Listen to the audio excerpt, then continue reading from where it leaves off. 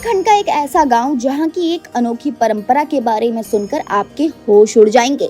जी हाँ, ये परंपरा इंसानों से नहीं बल्कि भगवानों से जुड़ी हुई है, जिसने इसे रहस्यमय और चर्चा का विषय बना दिया है। तो चलिए दोस्तों, शुरू करते हैं इस वीडियो को। दोस्तों, आप कहीं भी जाओ, पहाड़ों पर बने मंदिरों में अक्सर राम सीता के साथ हनुमान जी की भी मूर्तियां और झंडे लहराते मिलेंगे, लेकिन इस गांव में ऐसा नहीं है। यहाँ के लोग परंपरागत रूप से हनुमान जी की पूजा नहीं करते, बल्कि कहा जाता है कि हनुमान जी का नाम लेना भी यहाँ कुछ खास मौकों पर अच्छा नहीं माना जाता। सुनकर हैरानी होती है ना, क्योंकि पूरे भारत में जहाँ जहाँ जाओ वहाँ हनुमान जी की पूजा इतनी श्रद्धा से होती है, लेकिन एक गांव ऐसा भी है जहाँ उनका नाम तक लेने से लोग हिचकिचाते हैं। अब सवाल उठता है कि आखिर ऐसा क्यों है यहाँ? इसका जवाब हमें रामायण की उस घटना में मिलता है जिसे हम सब ने कभी न कभी सुना है। वो वक्त जब रावण और राम के बीच युद्ध चल रहा था और लक्ष्मण गंभीर रूप से घायल हो गए। उन्हें बचाने के लिए एक ही उपाय था, वो था संजीवनी बूटी। ये बूटी हिमालय की किसी पहाड़ी पर मिलती थी। राम ने हनुमान जी को भेजा कि जाकर ये बूटी ले आओ। हनुमान जी उड़ते उड़ते पहुँचे पहाड़ों की तरफ, लेकिन जैसे अक्सर किसी जड़ी बूटी का नाम तो सबको पता होता है नहीं, असली पहचान तो मुश्किल से हो पाती है। वैसे ही उनके साथ भी हुआ। उन्हें समझ नहीं आया कि कौन सी है संजीवनी बूटी। समय कम था, लक्ष्मण जी की सांसें अटकी हुई थी। तब हनुमान जी ने सोचा कि जब पहचान नहीं हो रही है तो पूरा पहाड़ ही उठा के ले जाता हूँ, और उन्होंने पूरी चोटी उखाड़कर उड़ते उड़ते उसे लंका ले जाकर लक्ष्मण की जान बचा ली। यहीं से कहानी में एक मोड़ आता है दोस्तों। स्थानीय लोगों की मान्यता है कि हनुमान जी जिस पहाड़ का हिस्सा उठाकर ले गए थे वही द्रोणागिरी पर्वत है। यहाँ के लोग इस पहाड़ को देवता मानते हैं, इसे देव पर्वत कहा जाता है। अब सोचिए, जिस चीज को आप देवता मानकर पूजा करते हो उससे कोई टुकड़ा काट लिए जाए तो कैसा लगेगा। गांव वालों को यही चोट लगी। उनका विश्वास था कि हनुमान जी ने बिना अनुमति के उनके देव पर्वत का हिस्सा तोड़ दिया और उसे अपमानित किया। यही कारण है कि उन्होंने हनुमान जी से दूरी बना ली। धीरे धीरे ये परंपरा इतनी सख्त हो गई कि गांव में हनुमान जी की पूजा पूरी तरह से वर्जित हो गई। कहा जाता है कि अगर कोई व्यक्ति गांव में हनुमान जी की पूजा करता है तो उसे बहिष्कार तक झेलना पड़ता है। ये नियम इतना कठोर था कि रामलीला जैसे आयोजनों में भी हनुमान जी का किरदार ही हटा दिया गया। मतलब रामायण की कथा तो होती थी, पर उसमें हनुमान जी का नामो निशान भी नहीं मिलता था। जहाँ बाकी भारत में हनुमान जी रामायण के सबसे लोकप्रिय पात्र हैं, वहीं इस गांव में उन्हें मान्यता तक नहीं दी जाती। ये सुनकर अजीब लगता है ना? लेकिन यही यहाँ की परंपरा है। अब यहाँ एक और दिलचस्प बात है दोस्तों। गांव वाले हनुमान जी को बुरा नहीं मानते, उन्हें राक्षस या खलनायक नहीं कहते।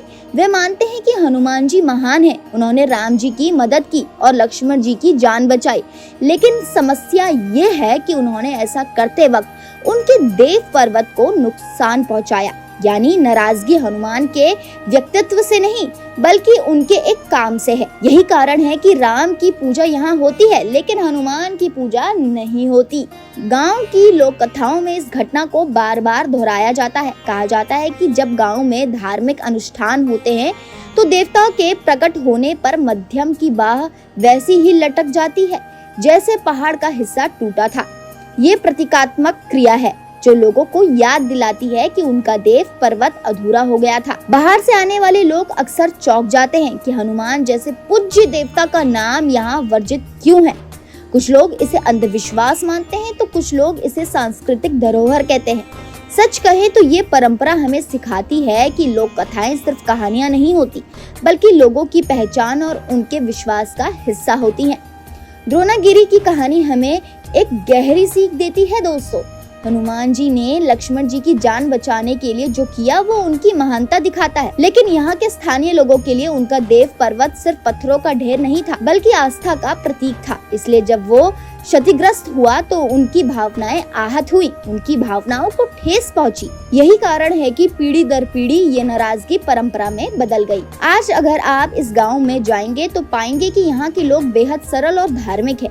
वे राम, सीता और अपने लोक देवताओं की पूजा पूरी श्रद्धा से करते हैं, लेकिन हनुमान जी के लिए उनके दिल में एक अनकहा सा दर्द है। ये दर्द गुस्से से ज्यादा आत्मसम्मान का है, जैसे कोई कह रहा हो कि हमारे देव पर्वत को नुकसान पहुंचा। और ये हम कभी नहीं भूल सकते। पर्यटन ने इस कहानी को और ज्यादा मशहूर बना दिया है दोस्तों। ट्रैकिंग करने वाले लोग जब गाँव में पहुँचते हैं तो वहाँ के बुजुर्ग उनसे ये कथा साझा करते हैं। कई लोग हैरान रह जाते हैं कि इतने बड़े देवता की पूजा कहीं नहीं की जाए, लेकिन यही तो लोक संस्कृति की खूबसूरती है। हर जगह की अपनी एक मान्यता, अपनी एक कहानी होती है। अगर आप इस गांव की गलियों में चले गए तो आपको हर तरफ पौराणिकता का एहसास होगा। लकड़ी के घर, पत्थरों से बनी पगडंडियां, दूर दिखते बर्फीले पहाड़ और लोगों के चेहरे जिन पर मेहनत की लकीरें हैं, लेकिन आंखों में विश्वास की चमक है। इन सब के बीच ये कहानी हवा में तैरती रहती है दोस्त। बच्चे खेलते खेलते भी सुन लेते हैं कि हनुमान ने हमारे देव पर्वत को काट दिया था। ये बात उनके खून में घुली हुई है दोस्तों। अब सोचिए, बाकी भारत में मंगलवार और शनिवार को लोग हनुमान मंदिरों में लंबी लंबी कतारें लगाते हैं, सिंदूर चढ़ाते हैं, हनुमान चालीसा पढ़ते हैं। वही द्रोणागिरी में लोग अपने लोक देवताओं की पूजा करते हैं और इस परंपरा को जीवित रखते हैं। यही फर्क इस गांव को अनोखा बनाता है। लेकिन सवाल ये भी है कि आने वाले समय में क्या ये परंपरा बनी रहेगी? जब नई पीढ़ी शिक्षा और बाहरी दुनिया से जुड़ रही है तो क्या वो इन सब मान्यताओं को उतनी ही सख्ती से मान पाएंगे? शायद समय के साथ ये मान्यता बदल जाए या शायद और भी गहरी हो जाए। अभी के लिए इतना जरूर है कि द्रोणागिरी आज भी अपने इस अनोखे नियम की वजह से चर्चा में है। तो दोस्तों, ये थी उस गांव की कहानी जहां हनुमान जी की पूजा वर्जित है। सुनने में अजीब जरूर लगता है, लेकिन यही लोक कथा इस गांव को बाकियों से अलग बनाती है और कहीं न कहीं हमें ये भी याद दिलाती हैं कि पौराणिक कथाएं सिर्फ किताबों में नहीं रहती, वे लोगों की जिंदगी और उनके रीति रिवाजों में भी सांस लेती है। तो दोस्तों, आज के लिए इतना ही। उम्मीद करती हूँ आपको ये वीडियो पसंद आया होगा। अगर आपको ये वीडियो पसंद आया तो इसे लाइक कीजिए और हमारे चैनल को सब्सक्राइब करना ना भूलें।